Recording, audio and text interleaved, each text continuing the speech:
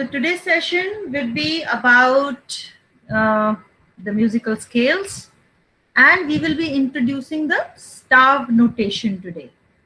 Okay, so those who have, those who have joined for the first time today, for them we can do a quick recap of the previous two sessions. And if anybody has any questions in between, you can just ask me, you can stop me and ask me. Because I can only see the pictures and the initials, that's it. I cannot see who is listening to me. So I will keep it very general for everybody. So a quick recap. So in the first session, we did the notes. In music, hi Ritvik.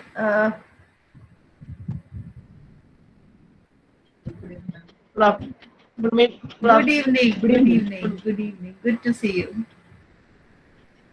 So a quick recap. पहले lesson में, पहले class में हमने किया था notes के बारे में. So we did that there are 7 notes in music. So music is initially learned like a language. जैसे हम इंग्लिश, हिंदी लैंग्वेज पढ़ते हैं, वैसे ही एक लैंग्वेज की तरह हम इसको पढ़ते हैं. So there are 7 notes in music. Sare, Gama, Pa, Dha, Ni. Sare, Gama, Pa, Dha, Ni. They are pronounced like that. And there are the, we write it in a different way. So we write, either we use the English alphabets, or we can also use the Hindi font, the Sare, Gama, to write them. The way we pronounce it, we can write them also. So these are the 7 notes in music, which are basically the building stones. मतलब इसी पर सारा music based होता है. सारे gamma पा धा नी, ये 7 नोट, 7 सुर से ही सारा संगीत बना है. उसके बाद हमने सेकंड सेशन में इंट्रोड्यूस किया था म्यूजिकल इंस्ट्रूमेंट जो हम सीख रहे हैं, यानी कि पियानो या इलेक्ट्रॉनिक कीबोर्ड, या इसको आप इलेक्ट्रॉनिक सिंथेसाइजर भी बोल सकते हैं. So, जो हम ये सीख रहे हैं इंस्ट्रूमेंट, इस पे हमने कीज के नाम इंट्रोड्यूस किए थे. So for your reference,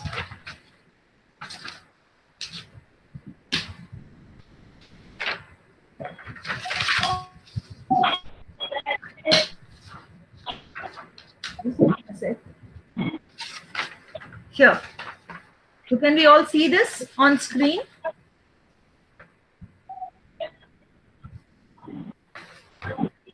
So these are the 2 octaves of keyboard. 2 black notes के left वाला white key is your C, then is D, E, F, G, A, B, C, D, and so on. So this keeps repeating. So C to B is your one set of keys, which is called one octave of your synthesizer or keyboard. Okay. So this we did in the last class, and we also did the finger pattern. So we learned the finger numbers, which is like this. Since we play this instrument with our fingers, so to make it easy, हम क्या करते हैं, fingers को number कर देते हैं, left and right hand both, because हम ये instrument ज़्यादातर दोनों हाथ से बजाते हैं. तो right hand और left hand की fingering. Thumb, जो आपका अंगूठा है, that is your finger number 1. Thumb is numbered as 1 in both the hands, and then 2, 3, 4, 5, like that. ठीक है? So I think ये सब हमने last session में कर लिया था. So this is just a quick recap of what we did. आज हम बात करेंगे musical scales के बारे में. हमने शायद थोड़ा सा C scale के बारे में जिक्र भी किया था last class में. तो आज हम और scales के बारे में जानेंगे कि C scale के अलावा और कौन से scales होते हैं, और मेजर स्केल्स और माइनर स्केल्स में क्या डिफरेंस होता है. और आज हम बात करेंगे म्यूजिक राइटिंग की भी, कि राइट कैसे करना है और उसको रीड कैसे करना है. आपने म्यूजिकल नोटेशंस देखी होंगी कभी इस टाइप की. ओके. तो ये जो नोट्स लिखने का जो तरीका है, इसको हम स्टाफ नोटेशन बोलते हैं. STAVE, staff. कुछ लोग इसको स्टेव भी कहते हैं, कुछ लोग इसको स्टाफ कहते हैं, कुछ स्टाव कहते हैं. सो मीनिंग सेम है. So I call it stav, STAVE. ठीक है, स्टाव नोटेशन. तो इसके बारे में आज हम डिस्कस करने वाले हैं. ठीक है, तो सबसे पहले हम बात करते हैं स्केल्स की, म्यूजिकल स्केल्स की. So what is a scale basically? ज्यादातर हम स्केल्स जब हम वेस्टर्न म्यूजिक सीखते हैं, और बेसिकली जो सिंथेसाइजर होता है वो एक वेस्टर्न म्यूजिकल इंस्ट्रूमेंट है, तो हम वेस्टर्न म्यूजिक ही ज्यादा डिस्कस करेंगे. बीच बीच में थोड़ा सा इंडियन क्लासिकल के बारे में भी डिस्कस करेंगे, लेकिन ज्यादातर हम वेस्टर्न वे ही पकड़ के चलेंगे. ठीक है, तो सबसे पहले हम बात करते हैं म्यूजिकल स्केल्स की. स्केल मतलब अ सेट ऑफ नोट्स. ठीक है, 7 नोट्स हैं. 7 नोट्स में से हम अगर 6 नोट्स यूज कर रहे हैं, किसी किसी में हम सिर्फ 5 ही नोट्स यूज करते हैं, कभी कभी हम सारे नोट्स नहीं यूज करते हमेशा, है ना. तो जब कभी, तो वो एक ग्रुप ऑफ नोट्स है जो कि ऑलरेडी सेट है. तो जब हम एक ग्रुप ऑफ नोट्स की बात करते हैं वो एक म्यूजिकल स्केल कहलाता है. ठीक है, अब मेजर स्केल क्या है? मेजर स्केल है जब हम 7 के 7 नेचुरल नोट्स यूज करते हैं. 7 natural notes, सारे गामा पा धा नी, when these 7 notes are played, ठीक है, starting from any key, it becomes a major scale. ठीक है, तो जब हम C से बजाते हैं, C की से सारे गामा पा धा नी सा बजाते हैं, तो वो कहलाता है C मेजर स्केल. जब हम D से बजाते हैं तो वो D मेजर स्केल बन जाता है. E से बजाते हैं तो वो E मेजर स्केल बन जाता है. तो डिफरेंस क्या है, मैं आपको थोड़ा अगर बजा के समझाऊंगी तो और अच्छे से समझ आएगा. उसके लिए मैं अपना एक कीबोर्ड आगे कर लेती हूँ.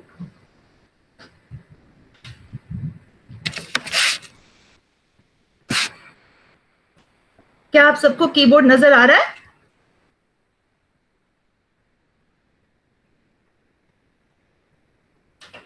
आई होप सबको कीज नजर आ रही होंगी.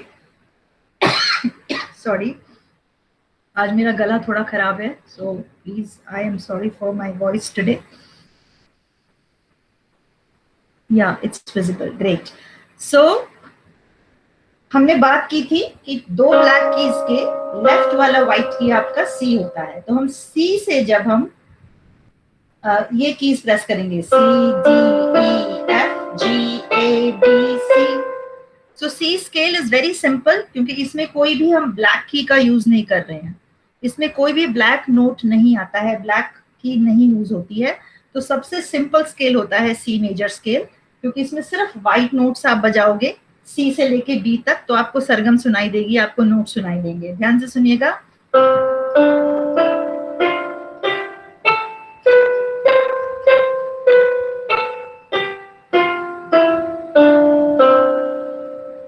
एक बार और बजाती हूँ. नोट्स को सुनने की कोशिश करिए, उनको पहचानने की कोशिश करिए. आप चाहे तो मनी मन हम भी कर सकते हैं.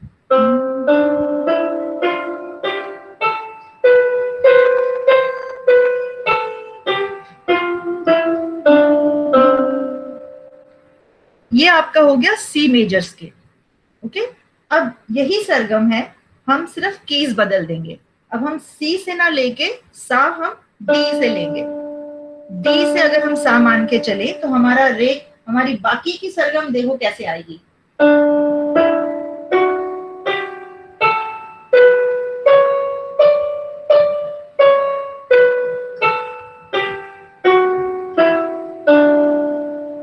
तो हमने ये डी की से स्टार्ट किया, सी से नहीं स्टार्ट किया, डी से स्टार्ट किया, लेकिन बजाया हमने वही 7 नोट्स का कॉम्बिनेशन, सारे गामा पा धा नी.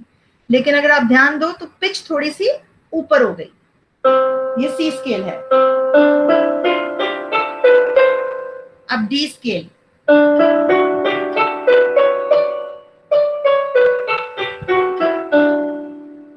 अब इसी को हम जी से भी ले सकते हैं. ये 12 जो हमने, ये जो एक ऑक्टेव की 12 कीज हैं, 7 व्हाइट यानी कि C D E F G A B और 5 ब्लैक, जो उसके बीच में ये 2 ब्लैक कीज और 3 ब्लैक कीज जिनके नाम अभी तक हमने डिस्कस नहीं किए हैं, वो हम बाद में करेंगे. जब आपका ये व्हाइट नोट्स एकदम अच्छे से पक्के हो जाएंगे तब हम ब्लैक नोट्स पे आएंगे. तो अभी हम सी से किया, हमने जी से किया, इन 12 कीज से स्टार्ट करके सरगम बजा सकते हैं. वो स्केल होता है. अगर ई से स्टार्ट कर रहे हैं तो वो ई स्केल होता है। अगर हम इस की से स्टार्ट कर रहे हैं, जिसे हम सी शार्प बोलते हैं, तो सी शार्प, ये जो सी के बाद वाइट ब्लैक की आती है, इसको हम सी शार्प बोलते हैं। तो ये सी शार्प मेजर स्केल आपका ऐसे बजता है।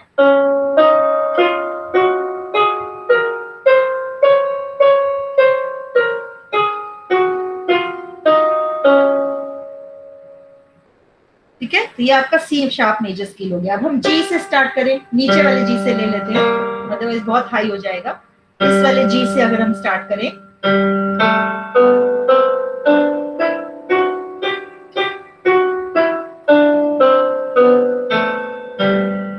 यह आपका जी मेजर स्केल हो गया। तो यही 7 सुर का कॉम्बिनेशन है। इनमें हम डिफरेंट डिफरेंट पैटर्न्स बजाते हैं, जिनको हम नॉर्मली अलंकार बोलते हैं इंडियन क्लासिकल म्यूजिक में, एक्सरसाइजेस भी बोल सकते हैं, या इम्प्रोवाइजेशंस बोल सकते हैं। So this we can do some finger exercises in all the scales. So जो सबसे पहले हम स्केल स्टार्ट करते हैं, जनरली वो सी मेजर स्केल स्टार्ट करते हैं, which is the simplest of all. इसमें सारी वाइट कीज हैं, तो इट्स इजी टू लर्न। तो हम ये स्केल्स सीख सकते हैं। तो इन स्केल्स को हमें कीज के नाम लिखने हैं और उनके फिंगर पैटर्न। सभी स्केल्स का लगभग फिंगर पैटर्न सेम होता है, एक दो को छोड़कर। जैसे एफ स्केल का आपका फिंगर पैटर्न थोड़ा डिफरेंट हो जाता है। एफ स्केल में 1 2 3 4, 1 2 3 4, एफ स्केल में ये फिंगर पैटर्न है। बाकी सारे स्केल्स में हमारा जो फिंगर पैटर्न चल रहा है वो है 1 2 3, 1 2 3 4 5। पहली 3 कीज, पहली 3 फिंगर्स के साथ 1 2 3। फिर हम फर्स्ट फिंगर को दोबारा नीचे से यहाँ पे ऐसे लेके जाएंगे, ये F G A B C। सो 1 2 3 4 5। वापस भी ऐसे ही आएंगे। तो वापस आते टाइम फिंगर ऐसे उठा के ऊपर लाते। ठीक है, तो ये थोड़ा प्रैक्टिस करने से आ जाता है। इतना इजी है, मुश्किल कुछ नहीं है, बस इसमें हम प्रैक्टिस करते हैं। कुछ एक्सरसाइजेस करनी पड़ेंगी, जैसे हम पहले सिंगल नोट बजाएंगे, सा रे गा मा पा नी सा नी गा पा मा गा। फिर हम डबल डबल नोट्स बजा सकते हैं।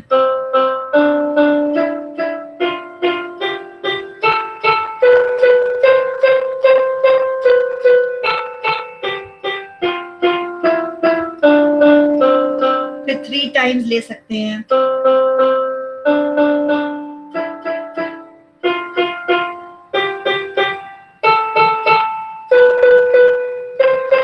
ऐसे फिर 4 टाइम्स कर सकते हैं।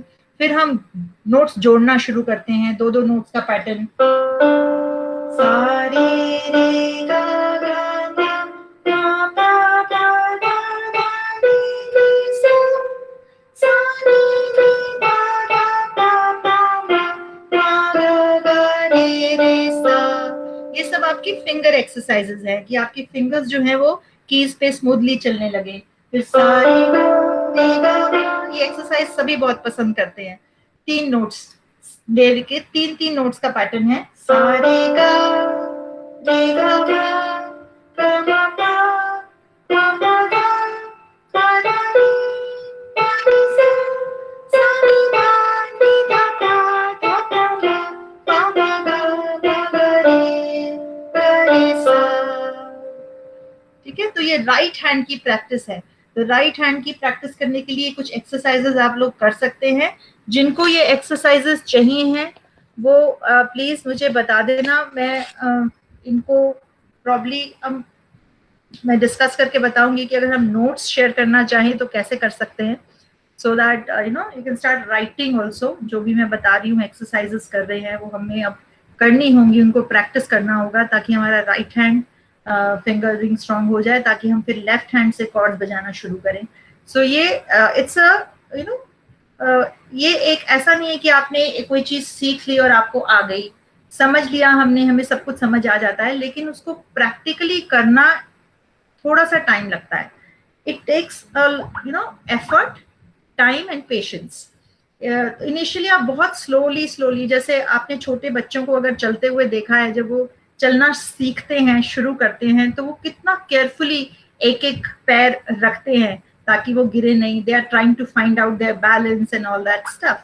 बिल्कुल इसमें भी ऐसे ही है, इनिशियली आपको टाइम लगेगा, आप बहुत स्लो प्ले करोगे, लेकिन जैसे जैसे आपको चीजें समझ आने लगेंगी आपकी फिंगर्स खुद ब खुद बहुत फास्ट चलने लगेंगी। और फिर ये एक्सरसाइजेस बहुत इंपॉर्टेंट होती हैं आपकी फिंगर्स की मसल्स को स्ट्रॉन्ग करने के लिए, उनकी डेक्सटेरिटी के लिए और मतलब एजिलिटी के लिए। तो ये एक्सरसाइजेस आपको हर रोज प्रैक्टिस करनी चाहिए, हर स्केल में एक एक स्केल करके हम प्रैक्टिस करेंगे। सी स्केल से स्टार्ट करेंगे, उसमें कुछ 10-15 एक्सरसाइजेस मैं आपको बता सकती हूँ जो आप प्रैक्टिस करने से आपका राइट हैंड स्ट्रॉन्ग हो सकता है। ठीक है, तो 10-15 एक्सरसाइजेस हैं, पहले हम करेंगे, then we can start playing small little little songs, क्योंकि हमें नोट्स की पहचान होने लगेगी कि कौन सी की पे कौन सा नोट आ रहा है, सी पे सा है, जी पे पा है। तो इस तरह से हम चीजें वो करने लगते हैं, रिलेट करने लगते हैं, हमें समझ आने लगता है, तो हम इजिली कर सकते हैं। सो ये शुरू में आपको कुछ एक्सरसाइजेस हैं जो करनी होगी, तो वो उनको पहले, उसके लिए पहले आपको नोट्स को रीड करना आना चाहिए, क्योंकि अगर मैं आपको लिख के दूंगी तो आप वो रीड कर पाओगे, तभी आप उसको बजा पाओगे, राइट। सो अभी इस चीज को स्केल्स आई थिंक सबको समझ आए होंगे कि स्केल्स क्या होते हैं। मेजर स्केल बेसिकली क्या होता है, स्केल बहुत तरह के हैं, मेजर स्केल्स हैं, फिर माइनर स्केल्स आते हैं, उसके बाद पेंटाटोनिक स्केल्स होते हैं जिसमें सिर्फ 5 नोट्स यूज होते हैं। तो इस तरह से बहुत स्केल्स भी हम डिस्कस करते जाएंगे। तो सबसे पहले हम मेजर स्केल्स की बात करेंगे, क्योंकि सब कुछ ही मेजर स्केल्स के ऊपर बेस्ड है। अगर आपको मेजर स्केल्स आते हैं, अच्छे से थरो हो, तो बाकी चीजें बहुत इजी हो जाएंगी, सुलझ जाएंगी। सो मेजर स्केल्स को बहुत ध्यान से करिएगा। कोई भी डाउट है तो आप मुझसे पूछ सकते हैं, you can ask me questions. मैं अभी 2 मिनट के लिए रुक रही हूँ आपके क्वेश्चंस के लिए। अगर स्केल से रिलेटेड आपका कोई क्वेश्चन है तो आप मुझसे पूछ सकते हैं, मेजर स्केल से रिलेटेड।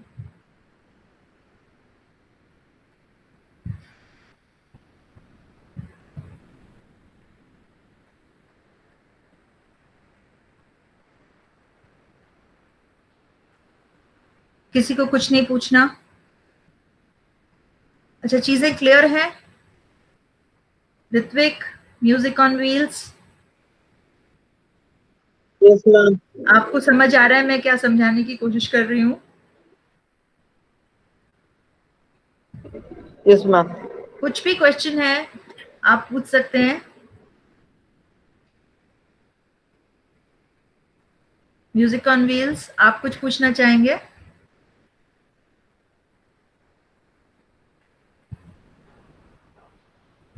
अब आप लोग अपना अनम्यूट कर सकते हैं। अगर आप में से किसी को भी कोई क्वेरी है मैम से, जो आज की सेशन है उससे रिगार्डिंग कुछ पूछना है, या प्रीवियस जो सेशन था उसके रिगार्डिंग आपकी कोई क्वेरी है, तो यस आप पूछ सकते हैं। आप अनम्यूट करके पूछ सकते हैं। आप अगर म्यूट अनम्यूट करने में कंफर्टेबल नहीं है तो चैट बॉक्स में डाल सकते हैं क्वेरी।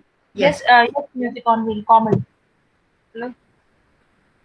मैम ये जो ओके, अभी एक क्वेश्चन आया कि अगर आपके पास म्यूजिकल इंस्ट्रूमेंट नहीं है तो आप कैसे उसको पीसी पे प्रैक्टिस कर सकते हैं? सी, अगर PC is not a good idea क्योंकि अगर आप सच में ये इंस्ट्रूमेंट सीखना चाहते हैं तो आपको एक इंस्ट्रूमेंट आपके पास होना बहुत जरूरी है, क्योंकि जब भी आप कोई म्यूजिकल इंस्ट्रूमेंट सीखते हैं तो इट्स नो शेयर प्रैक्टिस। मतलब इसमें आपकी नॉलेज शायद थ्योरी इतनी ज्यादा नहीं है, लेकिन प्रैक्टिस बहुत ज्यादा होती है। तो पीसी पे आप कर लोगे लेकिन आपको वो फील नहीं आएगा। बहुत सारी एप्स भी अवेलेबल हैं, I don't know, piano note करके कुछ ऐसे करके एप्स आती हैं, तो उसमें कीज के नाम भी लिखे हुए होते हैं, तो आप इजिली उसको प्रैक्टिस कर सकते हो, सेम फिंगर पैटर्न से कर सकते हो। लेकिन हाँ, उसमें आप फिंगर पैटर्न कर सकते हो जैसे भी है, लेकिन उसमें वो फील नहीं आएगा जो एक्चुअल इंस्ट्रूमेंट प्ले करने में आता है, वो डिफरेंस रहेगा। पर अगर अभी फिलहाल आपके पास इंस्ट्रूमेंट नहीं है तो you can start playing it on your PC और on your mobile phone. You can download any app. तो बहुत सारी, अभी मुझे कुछ नाम याद नहीं आ रहे ऐप्स के, लेकिन अगर कुछ है, पियानो नोट्स करके कुछ है, I am not sure about the whole thing, लेकिन बहुत सारी एप्स अवेलेबल हैं जो आप पियानो इंस्ट्रूमेंट आपके सामने आ जाता है, आप जो की प्रेस करते हो उसकी साउंड आती है, तो you can start on that. But if you are really serious about learning this instrument, so start practicing on a PC or an app is not a very good idea. I think you should invest in a instrument, चाहे छोटा ही ले लो, क्योंकि instrument जो है कई आपके केसियो से, Yamaha के जो है वो एमेच्योर लेवल के बहुत सारे मॉडल्स उसमें हैं जो आपके 3 to 4,000 से स्टार्ट होके आपके 25-26 हजार तक के इंस्ट्रूमेंट्स हैं जो एमेच्योर लेवल के हैं। तो आप अपने बजट के हिसाब से, अपने हिसाब से एक कोई भी इंस्ट्रूमेंट में इन्वेस्ट कर सकते हैं। केसियो, यामाहा बिगिनर्स के लिए अच्छा ब्रांड है, आप यूज कर सकते हैं। फंक्शंस भी होते हैं उसमें, बहुत सारी चीजें आप लोग कर सकते हैं। ठीक है, any other question? Yes, Komal want to ask a query. Yes, Yes, Komal. Komal can ask now. Music on Wheels. Her name is Komal. Komal, okay. Komal बताइए आपका क्या क्वेश्चन है? अगर किसी को ये क्या बोलते हैं, ये वन हैंड से अगर दोनों हाथों से प्ले करने के लिए अगर आगे पीछे हो रहा है तो फिर उसके लिए क्या करना पड़ेगा? कोमल एक बार और प्लीज, आई एम रिक्वेस्ट, आप अपना क्वेश्चन फिर से रिपीट कर दें क्योंकि Sorry. वॉइस ब्रेक हो रही थी। अगर दोनों हाथों से आगे पीछे हो रहा है तो फिर क्या करेगा? अगर बजाने में मतलब जैसे दोनों हाथ मतलब एक साथ में नहीं चल रहा है तो फिर उसके लिए क्या किया जाए? ओके, तो एक साथ शुरुआत में अगर आप दोनों हाथ एक साथ करने की कोशिश करोगे तो शायद वो बहुत डिफिकल्ट हो जाएगा।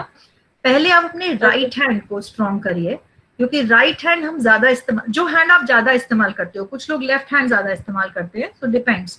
जो हाथ आपका ऑलरेडी चलता है पहले आप उससे स्टार्ट कीजिए, फिर आप दूसरे हैंड से ट्राई कीजिए। तो पहले राइट फिर लेफ्ट, फिर दोनों को एक साथ करने की कोशिश करेंगे तो शायद चीजें आसान हो जाएंगी।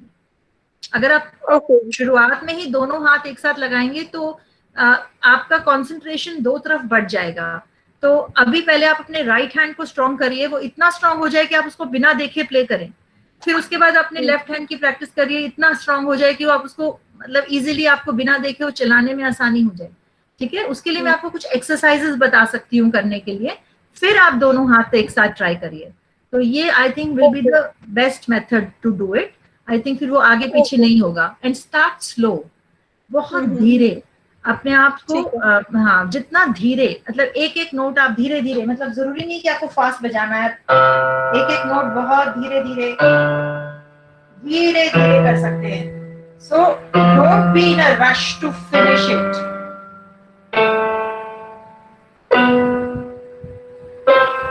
ठीक है ना? तो ये एक्सरसाइजेस आप कर सकते हैं, पहले राइट हैंड से, फिर लेफ्ट हैंड से, फिर दोनों हाथ। मे बी प्रैक्टिस जब मैं आपको कॉर्ड सिखाऊंगी so maybe can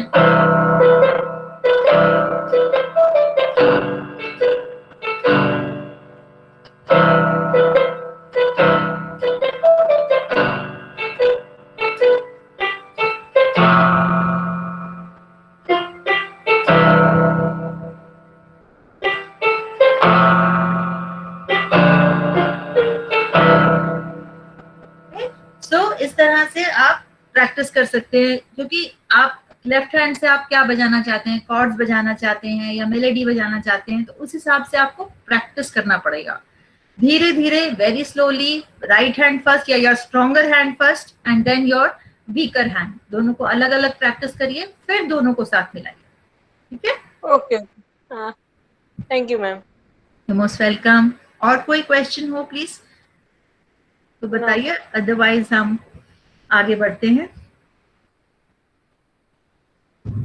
okay, सो आज हम बात करेंगे स्टाफ नोटेशन की, कि म्यूजिकल नोट्स हम कैसे लिखते हैं, उनको कैसे पढ़ा जाता है, जो ऑलरेडी लिखा हुआ है उसको हम रीड कैसे करेंगे। तो सबसे पहले स्टाफ नोटेशन, स्टाफ का क्या मतलब है? अगर आप ध्यान से अपनी स्क्रीन पे देखें, आपको कुछ लाइंस नजर आ रही होंगी, हॉरिजॉन्टल लाइंस।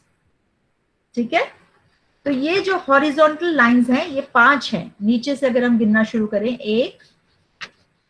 1 2 3 4 5, तो ये 5 हॉरिजॉन्टल लाइंस, इनको हम बोलते हैं स्टाफ, STAVE।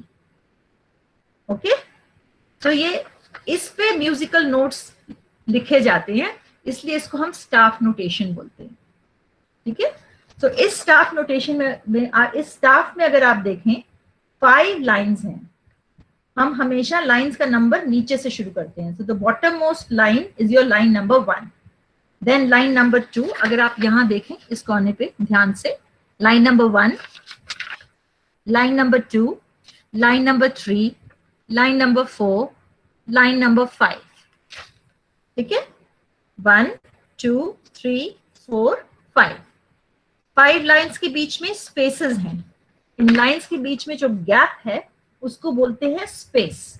इन 5 लाइंस के बीच में 4 स्पेसेस हैं हमारे पास, नीचे वाला first space, second space, third space and the fourth space, ठीक है। ये हो गया आपका स्टाफ। ओके, क्लियर है ये चीज, इजी। सो अब हमें पता है कि हमारे जो नोट्स हैं वो हमें पता है सी कहाँ है, डी कहाँ है कीबोर्ड पे। अब इस स्टाफ पे उन कीज को कैसे रिप्रेजेंट करेंगे, ठीक है। उसके लिए पहले हम थोड़ा सा बात कर लेते हैं ऑक्टेव्स की,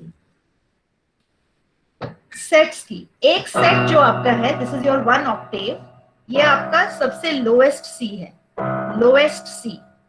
उसके बाद आपका सेकंड सी आता है which is lower C, lower octave. तो this is C to B lowest octave, C to B lower octave, this is your middle octave, बीच वाला, द थर्ड सी। जो आपके कीबोर्ड का थर्ड सी है वो आपका मिडिल ऑक्टेव है। तो सी से लेकर बी तक आपका मिडिल ऑक्टेव हो गया। उसके बाद सी से लेकर बी तक हो गया आपका हायर ऑक्टेव या अपर ऑक्टेव, और उसके बाद last one the highest octave. तो इस तरह से हम lowest, lower, middle, higher, highest, इस तरह से इन ऑक्टेव्स को नाम दे देते हैं, ठीक है। तो अब हमारा जो सबसे लास्ट फर्स्ट लाइन है, जो फर्स्ट लाइन है that is the line of middle E, middle E, यानी कि आपका जो थर्ड सी है, थर्ड सी के बाद वाला जो ई आएगा, सी डी ई, ये ई। अगर आपका नोट फर्स्ट लाइन पे है, बना हुआ है, तो इसका मतलब आपको कीबोर्ड पे ई की को प्रेस करना है, मिडिल ऑक्टेव के ई को, ठीक है। तो first line is E, second line is G, third line is B, fourth line is D of upper octave. अब ये डी जो है आपका ऊपर, हम जैसे जैसे स्टाफ पे ऊपर जाते हैं हम कीबोर्ड पे भी ऊपर की तरफ जाते हैं, ठीक है। तो फर्स्ट लाइन आपकी ई, सेकेंड लाइन आ गई जी, थर्ड लाइन आ गई बी, फोर्थ लाइन है डी, और फिफ्थ लाइन है आपकी F, okay. So E first line, second line G, third line B, fourth line D, fifth line is your F, ठीक है। तो फर्स्ट लाइन से लास्ट लाइन तक देखो आपका ई से लेके एफ तक के नोट्स कवर हो गए। इतना पार्ट ऑफ द कीबोर्ड आपका कवर अप हो गया, क्योंकि अब स्पेसेस पे आ जाते हैं। फर्स्ट स्पेसेस ई के बाद वाला एफ, ओके। तो ई के बाद आता है F, first space is F, second space is A, third space is C and fourth space is E. अब देखो इस ई और इस ई में क्या फर्क है। ये ई जो है फर्स्ट लाइन वाला ई, ये आपका मिडिल ऑक्टेव का है, और ये वाला जो लास्ट स्पेस वाला ई है ये आपके अपर ऑक्टेव का ई है, ये हायर है। तो स्टाफ में जो नोट ऊपर की तरफ है वो कीबोर्ड में भी ऊपर की तरफ होगा, ओके। सो ये है, तो इसको इजी तरीका है कि याद करने का। कई बार शुरू में बड़ा मुश्किल हो जाता है याद करना, तो इजी तरीका है, स्पेसेस को तो आप फेस के स्पेलिंग से याद रख सकते हैं। फेस, आपका चेहरा, फेस, FACE, है ना, face, spellings of face, that is your space. तो आपका नोट हेड अगर फर्स्ट स्पेस के अंदर पड़ा हुआ है, आपका नोट हेड रिटन है फर्स्ट स्पेस के अंदर, तो वो आपको कीबोर्ड पे मिडिल एफ बजाना है, मिडिल ऑक्टेव का F. Second space is face का ए, देन सी एंड देन ई। अब लाइंस को याद करने के लिए एक छोटा सा फ्रेज हमने बना लिया है, जिसका कोई मीनिंग नहीं है, बट याद करने में आसानी रहेगी। Every good bird does fly. Every good bird does fly.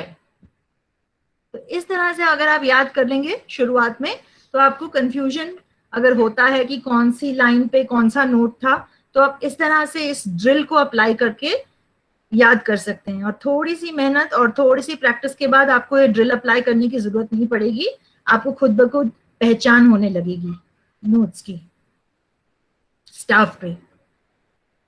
ठीक है,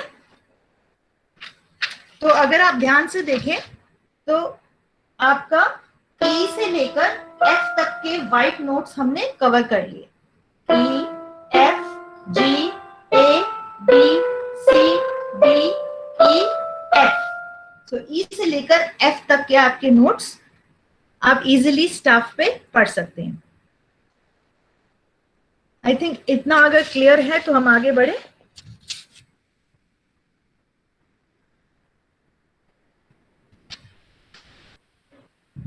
एक चीज और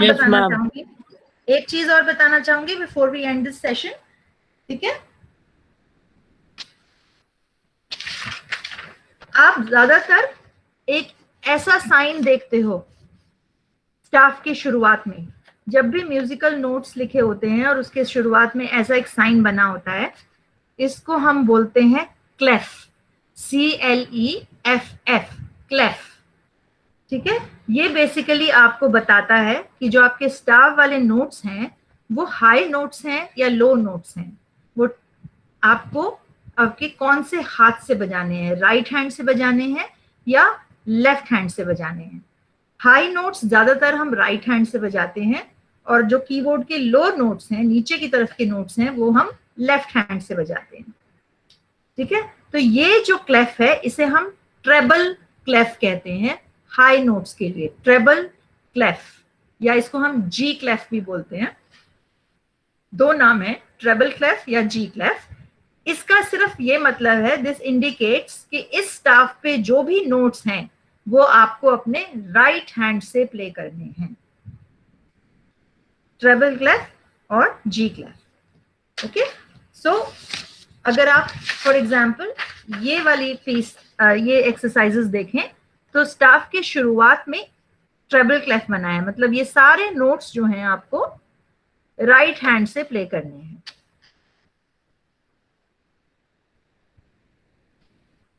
first staff, second staff, third staff and the fourth staff. तो इस तरह की कुछ प्रैक्टिस शीट्स आप इंटरनेट से या कहीं से भी डाउनलोड भी आपको मिल सकती हैं, या आपको कहीं से भी कोई बुक्स आप ले सकते हैं जिसमें पियानो की बहुत सारी, पियानो या कीबोर्ड एक्सरसाइजेस के लिए you can buy some books, और you can search it on the internet, practice exercises या प्रैक्टिस शीट म्यूजिक करके। If you find some sheet music, you can just practice reading notes. अब आपको पता है कि फर्स्ट लाइन पे कौन सा नोट है, सेकंड लाइन पे कौन सा नोट है, फर्स्ट स्पेस पे कौन सा नोट है, तो उसको रीड करने की प्रैक्टिस करिए। ठीक है, तो maybe I can discuss with the organisers कि अगर हम कुछ इस तरह से नोट्स वगैरह एक्सचेंज करना चाहें तो हम कैसे कर सकते हैं। So we can discuss it and later let you know कि हम इसको कैसे कैरी फॉरवर्ड करेंगे। ठीक है, तो इतनी बात आज हम करते हैं कि म्यूजिकल स्केल्स, मेजर स्केल क्या होता है, मेजर स्केल क्या होता है ये हमने आज समझा, और ऑक्टेव्स क्या होते हैं ये समझा, और स्टाफ नोटेशन की आज हमने शुरुआत की। लाइंस और स्पेस में कौन सी कीज होती हैं, कौन से नोट्स होते हैं वो बात की, और ट्रेबल क्लेफ का क्या मतलब होता है ये डिस्कस किया। इससे रिलेटेड अगर आपकी कोई क्वेरी है तो हमारे पास 5 या 3 मिनट का समय रह गया है, तो आप पूछ सकते हैं।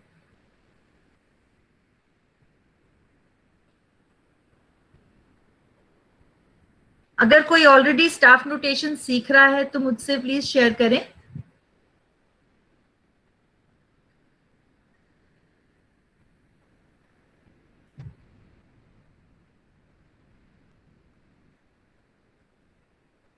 All right.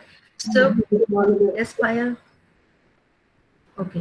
अगर किसी को भी कोई क्वेरी है, किसी भी पार्टिसिपेंट को कोई भी क्वेरी है तो आप पूछ सकते हो। नेक्स्ट सेशन से हम जो, yes ma'am, While even they can text you their queries also, and you can forward it to me. Probably I can help. कुछ notes वगैरह कैसे वो हम discuss कर लेंगे later on. ठीक है? Okay sure ma'am, sure. Okay so guys, अगर आप में से किसी को भी कोई क्वेरी है तो आप हेजिटेट फील ना करें. आप मुझे आप सब लोगों के पास मेरा व्हाट्सएप नंबर है. आप मुझे क्वेरी सेंड कर सकते हैं, मैं आगे मैम को फॉरवर्ड कर दूंगी. अगर अभी आपको कोई क्वेरी है तो अभी भी आप पूछ सकते हैं, बिकॉज मैम का नेक्स्ट सेशन है, तो मैम को भी जो है अभी अटेंड करना है नेक्स्ट सेशन भी. तो बता दीजिए.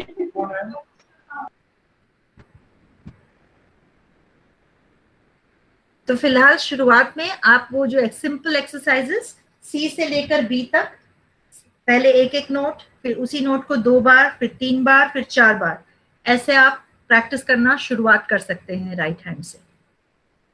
ठीक है? तो जब तक हम नेक्स्ट टाइम मिलेंगे तो मैं आपको और इन्फॉर्मेशन कुछ शेयर करूंगी स्टाफ नोटेशन के बारे में, और देखती हूँ अगर मैं कुछ आपके साथ नोट्स शेयर कर पाई तो it will be very good. और अगर आपने कुछ प्रैक्टिस किया है और आप वो मुझसे शेयर करेंगे तो मुझे बहुत अच्छा लगेगा. अगर नेक्स्ट टाइम आप भी अपना अनम्यूट करके और या मे बी अपना वीडियो ऑन करके मुझे कुछ सुनाना चाहें तो I will be very glad.